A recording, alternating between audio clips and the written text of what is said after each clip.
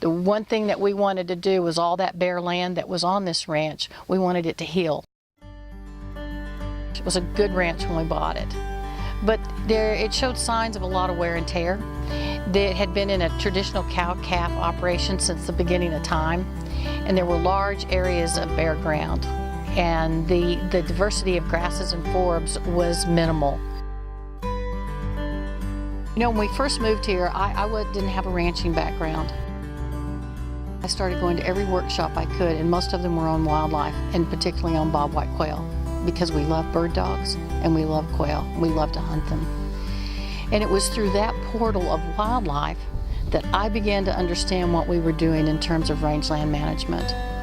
So our goal here has been to improve wildlife habitat for all of the species that are here, deer and turkey, but we really love those bobwhite quail.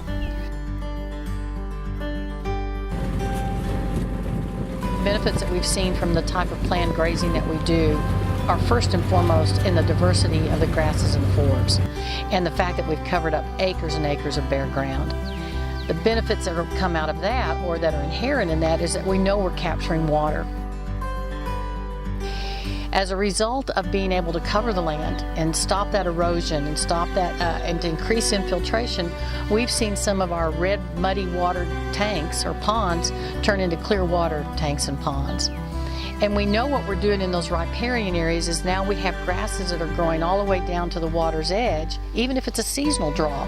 So now the water that does fall and goes into those riparian areas is being filtered, truly filtered. And isn't that, to me, that's just a wonderful thing to understand, that you're saving all the you're keeping all the dirt and soil on your land, and at the same time you're acting as a filter for the rainfall.